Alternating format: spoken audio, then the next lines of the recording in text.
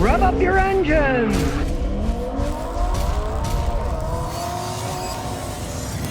Well, here we go with the Biden administration spending other people's money without their acknowledgement that it's a good thing to do. As it stands now, they're gonna charge a surtax on people with good credit on their mortgages, so it'll help people that have bad credit so they can get a house. The Biden announcement of doing this is supposed to take effect May 1st, 2023. What it's doing is it's going to raise the rates for people with good credit scores to pay for the people with bad credit scores. Hey, I always love how they take our money and then give it to somebody else. Now, of course, the GOP's mad as can be because they're saying this is politically motivated. Well, of course it is, because the classic Democratic base includes a lot of poor people because they always promise they'll give them a bunch of crap so they'll vote for them, you know? I mean, that's so obvious, it's unbelievable. Why should the people with bad credit be subsidized by the people with good credit? Hey, it makes no sense. They're going to have to pay so much each month extra. It's unbelievable that they even come up with ideas. That shows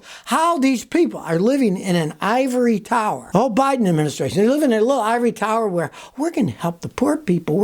You're going to screw over the middle class like you always have. And their plan is, let's say you got a $400,000 mortgage. Their plan is you're going to pay like $500 a year extra on your mortgage to subsidize these other people. And do you have any say in it? No. They decide, oh, here's what we're going to do. Let's have a vote on this stuff. You know, if they're going to start taxing us for stuff, we should be able to vote on it. Say, hey, you want to accept this? And I'm sure the majority of people are going to say no. Now, the poor people are going to jump on because they're getting something for nothing, right? The average person is going to say, hey, I worked my whole life to pay for this house, and now you're penalizing me for doing the right thing and giving money to the people who are credit rich because they've screwed up? Hey, it doesn't make any sense. And I have to agree, it is an absurd proposal. Take it from the successful people who've worked away and give it to the people who are failing. It's so obviously a wrong practice. Such ideas have failed in the past, especially when it comes to anything like real estate. I mean, they put people in public housing. They don't own the housing. They destroy it because it's not their property. They don't care.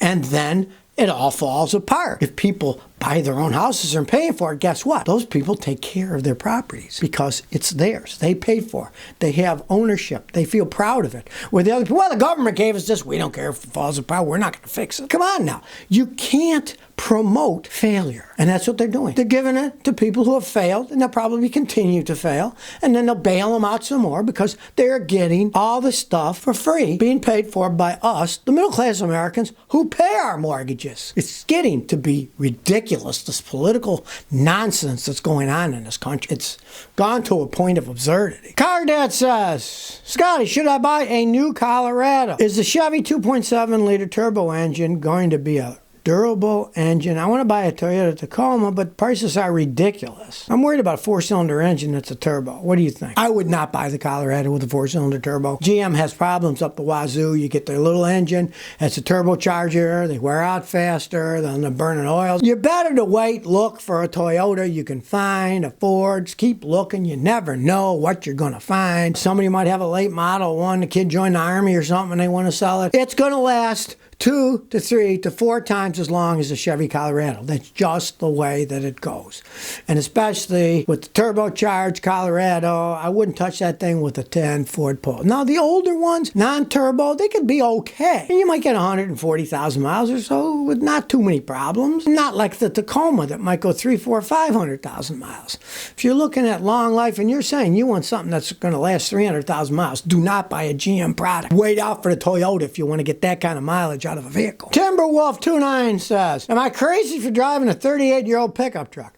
I got an 85 F-150, two-wheel drive, 300 inline six, 4-speed manual. I've had a lot of work done. I just had an engine rebuilt and it's breaking in. Now I got it for a daily driver. People think I'm crazy to drive a daily truck like this. What do you think? I think you're smart as a fox. That inline six, 300, not a lot of power, got decent enough torque, but they're so simple and they can run forever. Yours is 38 years old. If the frame isn't rotten, it's rusted, keep fixing it. Those things will run and run. Back in the day, those things were so solid.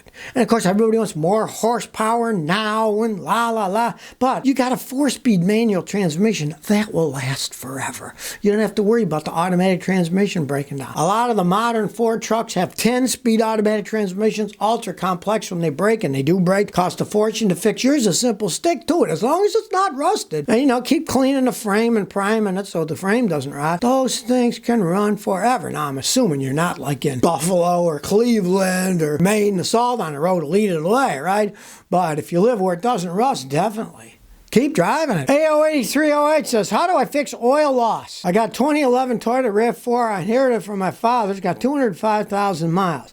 Now I have to put a quart of oil about every 250 miles. I learned that they're notorious for head gasket problems. You think it's a good idea to get the gaskets replaced? I doubt if that's your problem. You use an awful lot of oil. Change the PCV valve. If it's clogged open, it'll do that and burn all that oil. $12, $15 part. You can do it yourself easy. Change the PCV valve. The reason I say not a head gasket, because when the head gaskets go on those, what happens is one of two things. Either it's going to run like crap because the gasket where the oil and the compression's gone and it'll run like crap, or if it's an external head gasket leak, engine oil will be pouring all over the place on the ground. If it's losing a quart every 250 miles and it's leaking from a leaking head gasket, it's going to be all over the place and you'd see it be full of oil. But if it's not, it's probably just your PCV valve. Change that. Now, if it isn't, that means that your engine's internally worn. The valve seals and or the piston rings are worn, and in that case, just keep driving it. And then when it goes, get another car, because it's not worth the money rebuilding an engine. Hardly anybody rebuilds them correctly. I've had people get rebuilt engines. They were just junkyard engines that had been spray cleaned and then painted black to make them look shiny. I wouldn't go any further if that's the case. But odds are, it's probably just your PCV valve. Change that. Well, now old Elon says he's willing to sacrifice Tesla's luxury image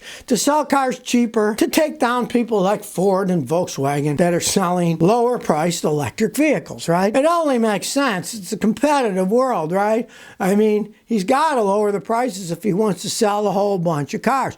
There's only so many really wealthy people that are going to buy his cars. All car manufacturers through the ages have realized this. They'd love to sell nothing but luxury cars, but there's only so many people that'll buy them.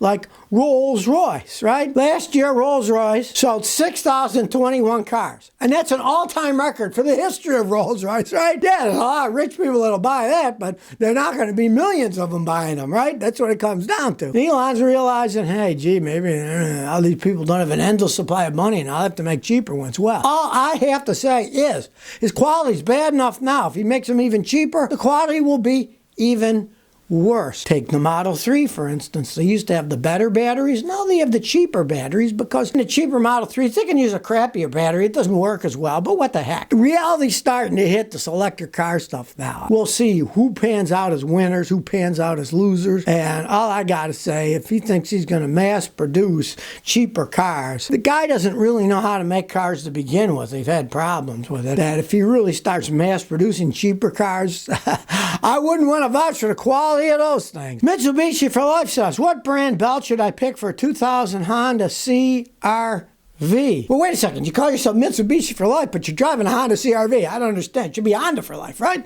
Well, he says, I'm looking at Continental. It's 42. Duralast is 23. Bando's 48. AC Delco. Continental on Rock Auto. So what's best? Well, as you say, if you're going to buy a brand, buy it online. Don't go to the auto parts store. They rip you off. For example, you've seen Continentals for $20 on Rock Auto. At AutoZone, they want $42. So, Continental's a good brand, so is Dayco. There's a lot of good brands out there, right? Buy them online instead. Buy it that way. That is the way to go. You go and buy a name, you're getting the same product, you're just getting it at a lower price. And of course, the auto parts stores, they mark all that crap up. They really mark up their stuff like fan belts, batteries, things that are broken, you need it now, right? And they're that's what happens at these stores. They know, well, he needs a battery, so we'll charge $195 for this battery. And then you find out, gee, I could have got an equivalent battery at Walmart for like $80 instead, right? Plan ahead, like I do. You think you're going to need a battery? Price around, then get it. Don't get stuck paying twice the price for a battery, or in this case, for a fan belt.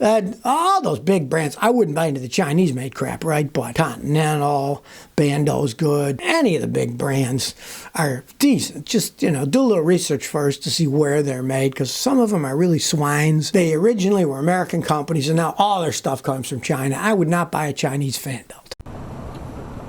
So if you never want to miss another one of my new car repair videos, remember to ring that bell.